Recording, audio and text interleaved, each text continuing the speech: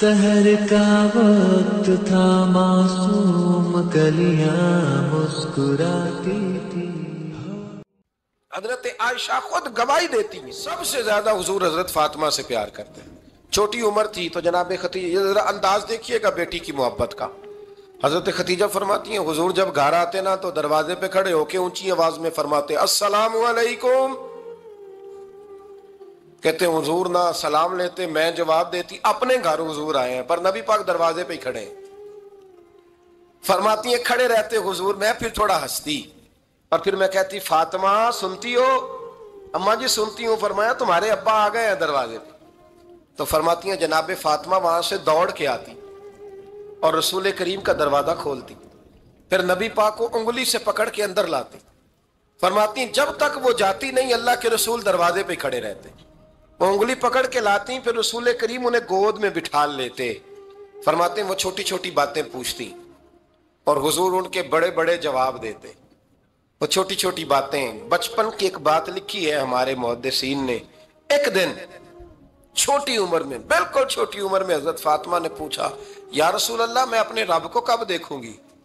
अल्लाह अकबर, उम्र छोटी और बात बड़ी कर दी, मैं कब देखूंगी? तो हुजूर ने फरमाया फातिमा बड़ी जल्दी, रब करीम तुम्हें जन्नत में ले जाएगा और सारी जन्नती औरतों की सरदार बनाएगा और फिर मेरा रब तुझे अपना दीदार भी कराएगा। तो जनाब फातिमा तो ज़हरा रज़ी अल्लाह ताला अन्हा छोटी छोटी बातें करती। हजरत खतीजा कहती हैं जब चले जाते ना हुजूर तो मैं फिर बुलाती, मैं कहती इधर आना फातिमा, क्या बातें कर रही थी अपने अब्बा से? तो कहती फिर वो मुझे बताती भी और राजी भी होती। ये सिलसिला आखिर तक चला। ये हजरत फातिमा से राज की बातें करना हुजूर का आखिर तक चला। बुखारी मुस्लिम में हदीस, वहां रावी हजरत खतीजा है, यहाँ रावी हजरत आयशा सिद्दीका है। जनाब आयशा सिद्दीका कहती हैं हुजूर के विसाले ज़ाहिरी से कुछ दिन पहले खुद नबी करीम अलैहिस्सलाम ने हजरत फातिमा तो ज़हरा को बुलाया और जब वो आई तो कहती हैं उनको मैंने आते देखा तो मैंने फिर हुजूर को उनके इस्तकबाल के लिए खड़े होते भी देखा। फिर हुजूर ने उनका माथा चूमा, जहां बैठे थे वहां बिठाया, पहलू में बैठ गए और फरमाती हैं फिर बाप बेटी बातें करने लगे। मैं कोई चीज बना रही थी तो जनाब आयशा कहती है मैंने देखा कि हुजूर ने उनके कान में कोई बात कही तो जनाब फातिमा रोने लग गई। फिर हुजूर ने कान में कुछ कहा तो वो मुस्कुराने लगी। कहती है हुजूर वो बात करके तशरीफ ले गए, फातिमा अभी बैठी थी, मैं आई, मैंने आके कहा कि फातिमा बताओ नबी करीम अलैहिस्सलाम ने आपसे क्या कहा? कभी हंसती थी कभी रोती थी। तो फरमाया हुजूर ने मना किया है, ये मेरा और मेरे नबी का राज है, मैं हुजूर की हयात ज़ाहिरा में ये बात किसी को बता नहीं सकती। फरमाती हैं कि फातिमा से तो मैंने पूछ लिया पर हुजूर से पूछने की तो जरूरत ही नहीं थी ना, लेकिन वो राज की बात थी। कुछ दिन गुजरे तो हुजूर बीमार हो गए, फिर कुछ दिन गुजरे तो हुजूर का विसाल हो गया। फरमाते हैं कुछ अरसे के बाद मैं सैयदा फातिमा तज़हरा से मिली तो मैंने कहा फातिमा वो भेद खोल तो दे, आज तो खोल दे वो राज क्या था। आपको बुलाया गया, फिर आप आई, फिर हुजूर ने बात की, फिर नबी करीम अलैहिस्सलाम के बात करने पर कभी आप रोई कभी आप हंसी, तो ये क्या था? तो कहती है जनाब फातिमा फिर रोने लगी, कहने लगी हाँ अम्मा जी अब मैं पर्दा खोल देती हूँ, अब मैं राज बता देती हूँ। हुजूर का विसाले ज़ाहिरी हो गया। फरमाने लगी मुझे हुजूर ने बुलाया और मेरे कान में फरमाने लगे फातिमा वक्त थोड़ा रह गया है, अब तेरे वालिद ने जाने का प्रोग्राम बना लिया है, अब ना टाइम आ गया है बिछड़ने का। फरमाती हैं जब मैंने ये बात सुनी तो मैं रो पड़ी, हुजूर आप बिछड़ जाएंगे? कहती है मैं रोई। जरा हदीस के जुमलों पे गौर करना। माती थोड़ी देर गुजरी तो हुजूर ने मेरे कान में कहा फातिमा पुत्र रो ना, बेटे रो ना, मेरे जाने के बाद जो सबसे पहले मेरे पीछे आके मुझे मिलेगी ना बेटी वो तू ही होगी। अल्लाह करे मैं समझा सकूं आपको बात। जब कहा ना कि मैं विशाल करूंगा तो रो पड़ी, और जब कहा ना मेरे बाद तेरा भी जल्दी विशाल हो जाएगा तो हज़रत फातिमा ने हंसना शुरू कर दिया। क्या प्यार है मेरे महबूब अलैहिस्सलाम के साथ जनाब फातिमा का। उनके विशाल की खबर सुनी तो रो पड़ी और अपने की सुनी तो हंस पड़ी। और फिर हुजूर ने कहा फातिमा तुझे ये भी पता है ना कि अल्लाह तुझे जन्नती औरतों का सरदार बनाएगा, ये भी तुझे पता है? तो जनाब फातिमा तज़हरा के साथ शुरू से लेकर आखिर तक मेरे रसूल करीम अलैहिस्सलाम की मोहब्बत रही, प्यार रहा। और जनाब फातिमा का जो हुजूर से प्यार था چھوٹی سی عمر تھی حضرت فاطمہ کی جب حضرت خدیجہ وصال کر گئیں. تو کسی نے کہا فاطمہ سب سے پہلے گھر سے کب نکلنا ہوا؟ تو بخاری مسلم میں حدیث ہے، اللہ کے نبی نا بیت اللہ شریف کے سامنے سجدے میں تھے تو ابو جہل کو شرارت سوجی. شرارت، اس نے کچھ لوگوں سے کہا، عقبہ بن نبی معیط تھا، کچھ اور لوگ تھے، کہنے لگا میں ابھی رستے سے گزرا ہوں تو وہاں کسی نے اونٹ ذبح کیا ہے. تو اونٹ کی اوجڑی، آپ نے اوجڑی دیکھی ہے نا، جانور کی اوجڑی بڑی وزنی ہوتی ہے، اس میں گندگی ہوتی. اونٹ کی اوجڑی بڑی وزنی ہوتی تھی. کہنے لگا وہاں اونٹ کی اوجڑی پڑی ہے، وہ دیکھو نبی پاک معاذ اللہ سجدے میں ہے، تو معاذ اللہ ثم معاذ اللہ وہ اونٹ کی اوجڑی اٹھاؤ حضور کی گردن پہ رکھ دو. تھوڑا سا مشکل سے جمعہ پڑھنا پڑ جائے نا، اور تھوڑا سا مشکل سے پڑھانا پڑ جائے تو ہم دین کے بہت بڑے خدمت گزار بن جاتے ہیں. یہ دیکھو سجدے کتنی مشکل سے ہو رہے ہیں، یہ دیکھو سجدے کتنی مشکل سے ہو رہے ہیں، کتنی مشکل سے حضور کے سر انور پر اوجڑی رکھ دی. یہ وہ وقت ہے کہ نہ تو چچا ابو طالب ہیں جو پہنچ جاتے، نہ جناب ختیجہ ہیں جو بندوبست کرتی. تو کسی نے نا جناب ختیجہ کے دروازے کے سامنے منہ کر کے کہا کہ محبوب کے گھر والوں حضور کے سر اقدس پر اوجڑی رکھ دی ہے کسی، اور حضور سر اقدس اٹھاتے ہیں تو تکلیف محسوس کرتے ہیں. جناب فاطمہ کہتی پہلا دیہڑا تھا جب میں چہرے پہ کپڑا ڈال کے نا تو اپنے بابا کے لیے نکلی. فرماتی پہلا دن تھا، میں حرم کعبہ میں پہنچی، حضور کو سجدے میں دیکھا تو چھوٹے چھوٹے ہاتھوں سے میں نے اوجڑی نیچے گرائی. حضور بولے کچھ نہیں، نہ میں نے کوئی بات کی. میں نے حضور کی انگلی کو تھاما اور میں کنویں پہ لے آئی. حضور بھی نہیں بولے، جناب سیدہ فرماتی میں بھی نہیں بولی. حضور بیٹھ گئے اور میں کنویں سے پانی نکالنے لگی. میں حضور کی زلفیں دھوتی جاتی اور حضور روتے جاتے، زلفیں دھوتی جاتی اور حضور روتے جاتے. پھر حضرت فاطمہ نے جب حضور کی زلفیں دھو لی تو ہاتھ اٹھائے، کہا اے اللہ کہ جنہوں نے میرے بابا کو تکلیف دی ہے نا ان کو برباد کر دے. میں رات روایت پڑھ رہا تھا مشکات سے تو میں حیران ہو رہا تھا کہ یہ عجیب منظر ہے، یہ عجیب منظر ہے کہ جب طائف والے پتھر مارے اور نبی کریم علیہ السلام سے حضرت زید بن حارثہ کہ حضور دعا کریں یہ تباہ ہو جائے، تو نبی پاک کہ نہیں زید میں نے نہیں ان کے لیے تباہی کی دعا کرنی، یہ نہیں ٹھیک ہوتے تو ہو سکتا ہے ان کی نسلیں ٹھیک ہو جائیں. اور جب احد میں وہ لوگ پتھر مار کے دانت شہید کر دیں، حضرت ابوبکر صدیق جیسی ٹھنڈی طبیعت کا آدمی عرض کرے حضور دعا کریں یہ تباہ ہو جائے، تو حضور نے فرمایا اللہم اہد قومی فإنہم لا یعلمون، یا اللہ میری قوم کو ہدایت دے، یہ جانتے نہیں یہ کیا کر رہے ہیں. حضور نے کبھی بھی کسی کے لیے دعائے ضرر نہ فرمائی. لیکن آج یہ عجیب منظر ہے، شاید یہ واحد وہ وقت ہے کہ جناب فاطمہ الزہرا نے جب کہا نا کہ اے اللہ انہیں برباد کر دے جنہوں نے آج میرے والد کو تکلیف دی ہے، حضرت فاطمہ کی دعا سن کے تو حضور نے بھی ہاتھ اٹھائے، کہا اے اللہ جیسے میری بیٹی کہتی ہے نا ویسے ہی کر دے، اللہ کر دے انہیں برباد. فاطمہ جیسے کہتی ہے ویسے، اللہ کرے آپ کو سمجھ آئے میری بات کی کہ وہاں جہاں شدید تکلیف دی گئی وہاں حضور نے کسی کے لیے ایسی دعا، اور یہاں فرمایا اللہ جیسے فاطمہ کہتی ہے ویسے. اللہ اکبر.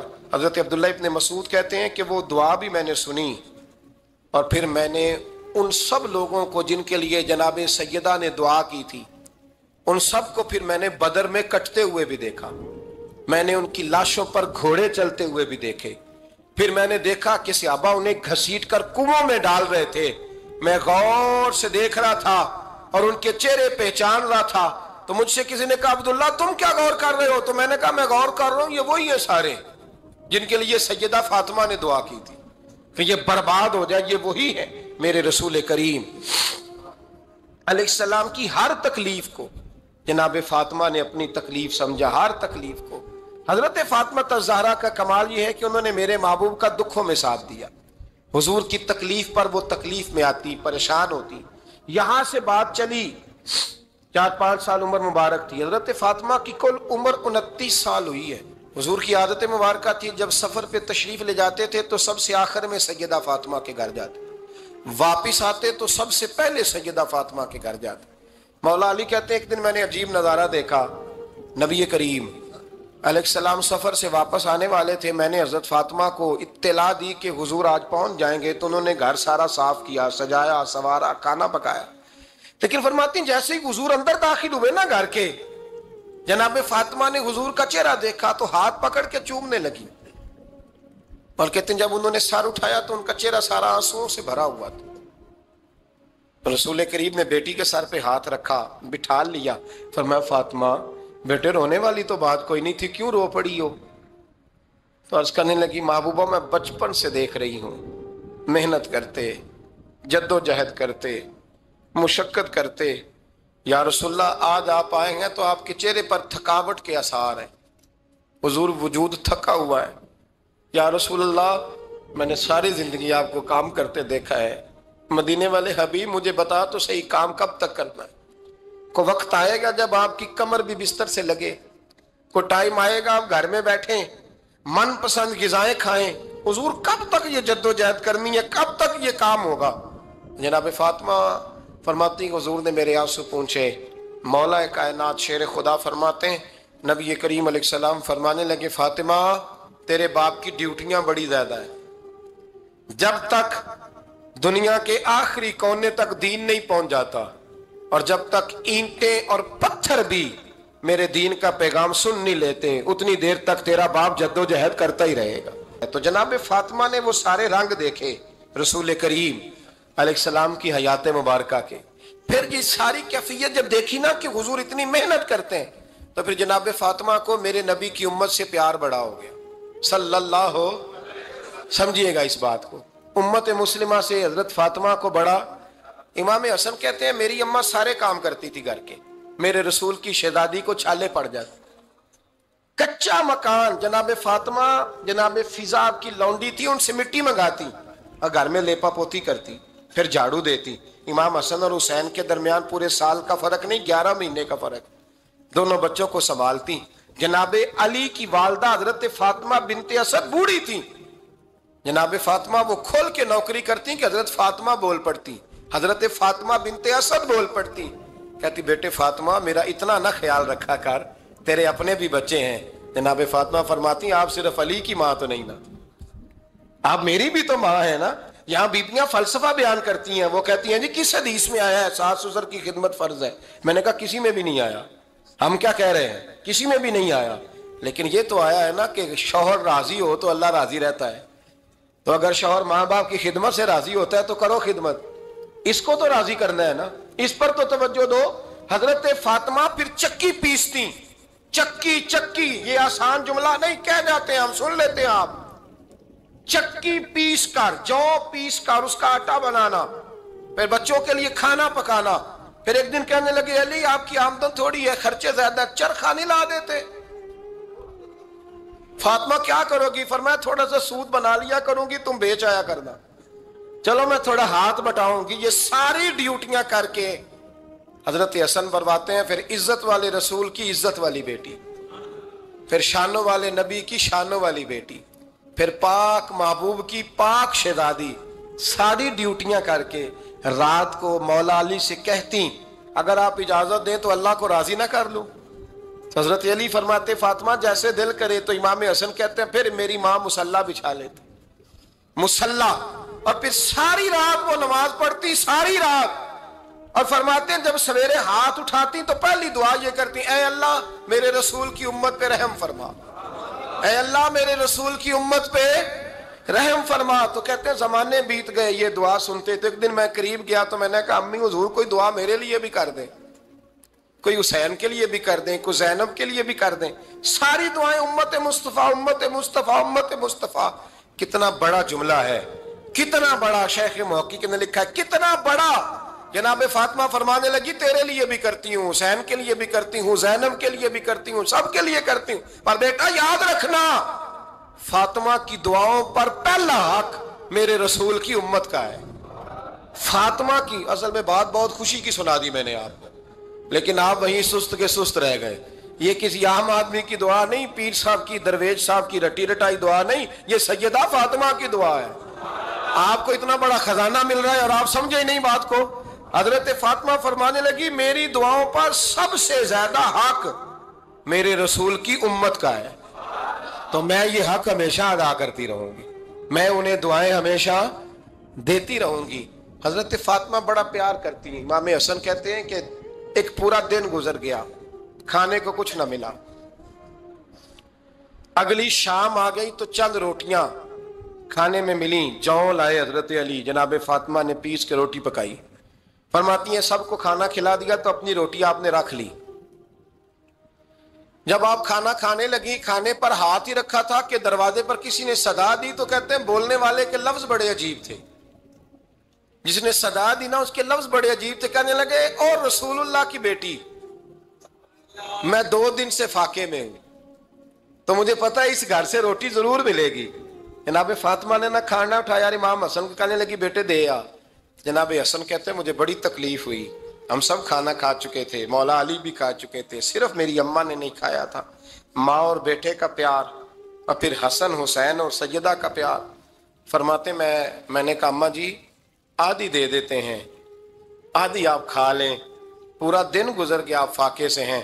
تو کہتے ہیں حضرت فاطمہ نے میرے سر پہ ہاتھ رکھا، پھر میرا ماتھا چوما، کہنے لگی بیٹا تو نے اس کی آواز نہیں نہ سنی جس نے صدا لگائی، اس نے نہ تو علی سے بات کی نہ تیرے ساتھ بات کی، اس نے تو کہا رسول اللہ کی بیٹی، تم نے صدا نہیں نہ سنی، اس کے لفظ کیا ہے، اس نے تو میرے ساتھ بات کی۔ اور پھر فرمایا بیٹے میں 1 دن سے فاقے میں ہوں، وہ 2 دن سے فاقے میں، میرا 1 دن گزارا اور ہو جائے امت کے ساتھ۔ ایک دن نا ایک نبی پاک کی بارگاہ میں شخص آیا، اس نے کلمہ پڑھا، قبیلہ بنو سلیم سے اس کا تعلق تھا۔ نبی کریم علیہ السلام نے اس سے اس کی مالی حالت پوچھی، تو عرض کرنے لگا یا رسول اللہ صلی اللہ علیہ وسلم میرے قبیلے میں 3000 لوگ ہیں اور سب سے غریب میں ہی ہوں۔ نبی کریم صلی اللہ تعالی علیہ وسلم نے فرمایا اس کی مدد کرو بھائی۔ حضرت سعد بن عبادہ اٹھے تو انہوں نے نا اس کو کہا کہ میری اونٹنی باہر کھڑی ہے تو یہاں سے اٹھ کے چل، میں اونٹنی تجھے دیتا ہوں۔ مولا علی شیر خدا اسی وقت اٹھے اور آپ نے اپنے سر سے امامہ شریف اتارا، فرمایا میں نے کل ہی خریدا ہے، یہ میں تمہیں تحفے میں دیتا ہوں۔ حضور نے نا حضرت سلمان فارسی کی ڈیوٹی لگائی، فرمایا اسے سواری بھی مل گئی، کپڑے بھی مل گئے، اس کے کھانے کا بندوبست کر، پتہ کر کس گھر میں کھانا ہے تو لا۔ حضرت سلمان فارسی کہتے ہیں میں گلی میں نکلا تو پہلی نظر میری سیدہ فاطمہ کے دروازے پہ پڑی، میں نے دستک دی، سیدہ فاطمہ اندر سے بولی کون ہے؟ میں نے کہا میں غلام سلمان فارسی۔ جناب فاطمہ تزارہ سے میں نے عرض کی ایک بندہ آیا ہے، کلمہ پڑھا ہے، اور وہ کہتا ہے 3000 آدمی میرے قبیلے میں ہے اور سب سے غریب میں ہوں۔ تو اماں جی اس کو مولا علی نے امامہ دے دیا ہے اور حضرت سعد بن عبادہ رضی اللہ تعالیٰ عنہ نے اونٹنی دے دی ہے۔ اب وہ حضرت فاطمہ فرما سکتی تھی کہ جب شیر خدا نے دے دیا ہے تو ہمارا تو حصہ پڑ گیا، تو فرمانے لگی بھائی میرے ساتھ کیا مطالبہ ہے بتاؤ جلدی کرو۔ کہا کھانا نہیں کھایا اس نے، تو آپ فرمانے لگی کھانا دیتے ہیں۔ حضرت سلمان فارسی کہنے لگے اماں جی کھانے میں کیا ہے؟ تو کہنے لگی کچھ بھی نہیں، 3 دن ہو گئے حسن حسین نے روٹی نہیں کھائی، پر بڑا کچھ ہے میں دیتی ہوں۔ کہتے میں سوچ میں پڑ گیا کہ انہوں نے 3 دن سے نہیں کھایا، پھر بھی بڑا کچھ ہے، پھر بھی ہم نے نا جو کھایا ہے اور باقی کا سالن فریج میں رکھا ہے، پرسوں والا بھی فریز ہوا پڑا ہے، شام کی سبزی آ گئی۔ کسی نے پوچھا حال کیا؟ کہتا سب سے غریب میں ہی ہوں، بڑا ماڑا بندہ ہوں، رو پڑیں گے پریشان۔ کہا بچوں نے 3 دن سے روٹی نہیں کھائی، پر سلمان بڑا دیا ہے میرے اللہ نے، بڑا کچھ ہے۔ تو کہا اماں جی پھر کرنا کیا ہے؟ فرمایا تو ٹھہر دا میں بتاتی ہوں۔ کمبل پڑا تھا، بسترا سمجھ لیں، موٹا اوڑھنے کا، کھدر کا، حضرت فاطمہ جلدی سے لائیں، فرمانے لگے یہ پکڑو اور دیر نہ کرنا، یہ ہماری گلی کے کونے پہ نا 2-4 گھر چھوڑ کے تو ایک یہودی ہے، اس کا نام شمعون ہے، وہ اس طرح کی چیزیں گروی رکھ کے یا خرید کے نا تو پیسے بھی دے دیتا ہے، جوں بھی دے دیتا ہے، گندم بھی دے دیتا ہے، سرکہ اور کھجوریں بھی، اسے دے آ، اور وہ جو سامان دینا وہ میرے پاس لا، اور لا کے مجھے دے تاکہ میں جلدی سے اس آدمی کے لیے بندوبست کروں۔ پتہ نہیں بیچارہ کتنے دنوں کا بھوکا ہے، پتہ نہیں بیچارہ کتنے، اپنے بچوں نے 3 دن سے روٹی نہیں کھائی، لا نہ ذرا۔ حضرت سلمان فارسی کہتے ہیں میں نے تھوڑا توقف کیا کہ میں آپ کا بستر لے جاؤں، یہ کمبل لے جاؤں، تو فرمانے لگی حکم ہے میرا، وہ جانا پڑے گا۔ جناب سلمان فارسی کہتے ہیں میں شمعون یہودی کے پاس گیا، میں نے کہا یہ کمبل لو، چاہے تو نگد پیسے دے دو، سامان خرید لیتے ہیں، اور چاہے تو اناج، جوں، سرکہ، کھجوریں جو تمہارے پاس ہے دے دو۔ وہ کہنے لگا یہ کس کا ہے؟ بڑا شاندار ہے، بڑا خوشبو والا ہے۔ تو کہا یہ مولا علی کے گھر سے آیا ہے، پاک بی بی نے دیا ہے، کہ اس کو गिरवी रख लो और मेहमान के लिए कुछ दे दो। कहा मेहमान कौन सा? कहने लगे हुजूर के पास आके एक शख्स ने कलमा पढ़ा है और वो मुसलमान हुआ है और वो गरीब है, उसको रोटी देनी है। तो वो शमून यहूदी कहने लगा मैं भी तौरात पढ़ा करता था, तो आज ही सवेरे मैंने पढ़ा है, आज ही सवेरे पढ़ा है, अभी पढ़ा है। मैं बड़ी देर से हुजूर आए थे पर मेरी आंखों पे पर्दा ही रह गया। मुकद्दर सिकंदर का देखो कि प्यासे चले जा रहे हैं किनारे किनारे, मैं प्यासा ही मरने लगा था, आज ही मैंने पढ़ा है कि जो आखिरी उम्मत आएगी ना, उस उम्मत में जो रसूलुल्लाह सल्लल्लाहु अलैहि वसल्लम के करीबी होंगे, उनका कमाल ये होगा कि वो अपना पेट पर पत्थर बांध के दूसरों की मदद किया करेंगे। ये मैंने आज ही पढ़ा है और अभी तूने मुझे उसका नजारा करा दिया है। कहने लगा ये चादर भी ले जा, जौ भी ले जा, सिरका भी ले जा, आटा भी ले जा, खाना भी ले जा, और इस तरह करके मेरे पास से नगद भी ले जा। और जनाब फातिमा से कहना ये सारा कुछ रख ले और उन्हें कहना कि मुझे पता है आप कबूल नहीं करेंगी पर कबूल कर ले, वो आपका कंबल आया है तो मेरा दिल नरम हो गया है, मैं ये कुर्बानी भी देता हूं और आपके बाप का कलमा पढ़ के मुसलमान भी होता हूं।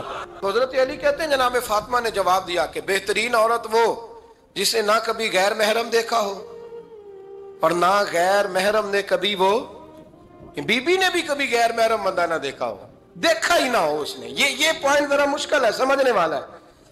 तो हजरत अली कहते हैं मैं वहां से गर्दन झुकाई और बीच आके बैठ गया, बात अभी जारी थी। हुजूर ने फरमाया आता है किसी को जवाब? तो कहते मैंने हाथ खड़ा किया, मैंने को हुजूर आता है। तो हुजूर मुस्कुरा पड़े, फरमाया चल बता। मैंने अर्ज की हुजूर बेहतरीन औरत वो है कि ना कभी उसे गैर महरम ने देखा हो ना उसने कभी गैर महरम देखा हो। तो हजरत अली कहते हैं शाबाश, मुझे मिलनी चाहिए थी ना। हुजूर मुस्कुरा पड़े, कहने लगे मैंने तो पहले ही कहा है फातिमा तो बिदा तो मिन्नी, फातिमा मेरे जिगर का टुकड़ा है, मैंने तो बड़ा पहले कह दिया है। तो कहते हैं सहाबा मेरी तरफ देखने लगे कि ये तो तारीफ फातिमा की होने लग गई है। तो मैंने कहा क्या करें, उस महबूब को बताया है जिसके लिए अल्लाह ने कोई पर्दा रखा ही नहीं, सारे पर्दे खोल दिए। हजरत फातिमा के विसाल का वक्त आया, इंतकाल का, तो हजरत अस्मा बिनते उमैस को बुलाया और बुला के फरमाने लगी तू मुझे गुस्ल देना और सिवाय मेरे शौहर मौला अली के किसी और से मदद भी ना लेना। और फरमाने लगी मैंने हबशा के बारे में सुना है कि वहां जब बीवियों का जनाजा उठता था तो वो लोग चारपाई के ऊपर यूं करके इस तरह करके लकड़ियां लगाते थे, नीचे बांध लेते थे और लकड़ी में लचक हो तो ऊपर जाके फिर उसको बांध देते थे तो पर्दा बन जाता था। फरमाया मैंने अली को बता दिया है, तुम्हें भी बता रही हूं, जनाजा मेरा रात को उठाना और लकड़ियां लगा के ना तो ऊपर पर्दा कर लेना, मेरे वजूद पर पड़ी हुई चादर पर भी किसी की नजर नहीं पड़नी चाहिए। रात को जनाजा उठाना और रात को मुझे दफन कर देना। मदीना मुनव्वरा में हुजूर के विसाले ज़ाहिरी के 6 माह बाद जनाब फातिमा ज़हरा का जनाजा उठा तो मस्जिद नबवी शरीफ से एक शख्स अपनी दाढ़ी आंसुओं से भिगोता हुआ निकला। तो हजरत अबू बकर सिद्दीक ने खड़ा करके पूछा क्यों नबी पाक के चचा अब्बास रोते क्यों हो? हजरत अब्बास कहने लगे पहले हुजूर गए थे, अब नबी पाक की तस्वीर भी चली गई। क्या हुआ? का जनाब फातिमा का विसाल हुआ। फिर से एक दफा मदीने में रात आई, फिर से शाम हुई, फिर से जनाजा उठा। शेर खुदा अली उल मुर्तजा रदी अल्लाह ताला अन्हु ने, हजरत अब्बास ने, हजरत कुसुमुद्दीन अब्बास ने, हजरत अब्दुल्ला इब्न अब्बास ने तदफीन से फारिग हुए। एक रवायत है कि हजरत अब्बास ने जनाजा पढ़ाया और एक मुस्तनद रवायत है कि हजरत अबू बकर सिद्दीक ने जनाजा पढ़ाया। और जब जनाजा पढ़ा करके बाहर निकले तो हजरत अली शेर खुदा की आंखों में आंसू थे। इतने काली रोते क्यों हो? मानने लगे सिर्फ फातिमा नहीं गई, मुस्तफ़ा करीम की उम्मत के लिए दुआएं करने वाला एक बड़ा हाथ रुखसत हुआ है, एक बड़ा हाथ। जनाब फातिमा ज़हरा ने 29 साल की उम्र मुबारक गुजारी। मैंने पहले भी एक दफ़ा ये मौजू बयान किया था तो मैंने बात कर दी थी, क्योंकि मैंने नहीं की, वो बात किसी और की है, करनी बड़ी ज़रूरी है। अल्लामा इकबाल कहने लगे, इसरार बेखुदी में लिखने लगे कि फातिमा जो तूने किया है वो कोई नहीं कर सकता। इकबाल कहने लगे फातिमा जब तुझे देखता हूँ ना तो तड़प उठता हूँ। कहने लगे फातिमा मेरे रसूल करीम ने ना मेरे पाँव में शरीयत की जंजीरें बांध दी हैं, اگر مجھے شریعت منع نہ کرتی، حضور پابند نہ کرتے، تو میں کعبے کا طواف نہ کرتا، تیری قبر کا طواف کرتا۔ فاطمہ تو نے 29 سال میں وہ انقلاب برپا کیا، امت پر وہ رحمت کی۔ علی کے گھر کی ہیں عزت، علی سے سنتے ہیں۔ نبی کے گھر کی ہیں عزت، نبی سے سنتے ہیں۔ وہ جس نے معزز کیا گھرانے کو، حسین پال کے جس نے دیا زمانے کو۔ اور میرے اعلیٰ حضرت فرماتے ہیں سیدہ زاہدہ طیبہ طاہرہ۔ کبھی آپ اگلا فقرہ سنے نے تو بریلی کے امام نے حد کر دی، فرمانے لگے جان احمد کی راحت پہ لاکھوں سلام۔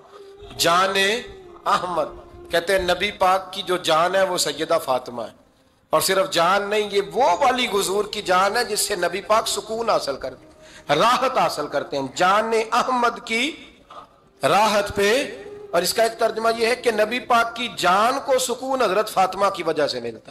جان احمد کی راحت پہ لاکھوں سلام۔ اور حضرت حسنین کریمین کا ذکر کرتے ہوئے فرماتے ہیں آب تطہیر سے جس میں پودے جمے۔ حضرت فاطمہ کے بارے میں کچھ روایتوں میں یہ آتا ہے کہ عورتوں کی طرح انہیں حیض نفاس نہیں آتا تھا، اللہ نے پاک پیدا فرمایا، اور مولا علی تو پہلے ہی پاک ہے۔ تو فرماتے ہیں یہ جو بچے ہوئے نا، یہ آب تطہیر سے جس میں پودے جمے۔ یہ بریلی کے امام کی محبت ہے سیدہ فاطمہ سے اور حسنین کریمین سے۔ کیا انداز ہے، کہنے لگے آب تطہیر سے جس میں پودے جمے، اس ریاض نجابت پہ لاکھوں سلام۔ اس ریاض، پتہ نہیں کہاں بیٹھ کے لوگ اہل بیت کی شان بیان کرتے ہیں، اہل بیت کی شان سننی ہے تو بریلی کے امام سے سنو۔ اس ریاض نجابت پہ کہتے ہیں حضرت فاطمہ صرف پاک نہیں، پاکیزگی کا پورا باغ ہے، پورا، یعنی ان کی چھاؤں بھی پاک ہے، ان کا سایہ بھی، ان کا پھل بھی، ان کی ٹہنیاں بھی، بولے تو صحیح یار، ان کی ٹہنیاں بھی، ان کی زمین بھی۔ اس ریاض نجابت پہ لاکھوں سلام، اس ریاض نجابت پہ لاکھوں سلام۔ سیدہ زاہدہ طیبہ طاہرہ، جان احمد کی راحت پہ۔ اے اللہ، رمضان کا جمعہ ہے، بڑے سارے لوگ موجود ہیں، ہم تیری بارگاہ میں التجا کرتے ہیں، اے عرش و فرش کے مالک، پاک رسول کی پاک بیٹی کا صدقہ امت کی ہر بیٹی پہ رحم فرما۔ آخر الہام جامع ہے تیرا، قرآن امامہ ہے تیرا، منبر تیرا عرش بری، یا رحمت للعالمین۔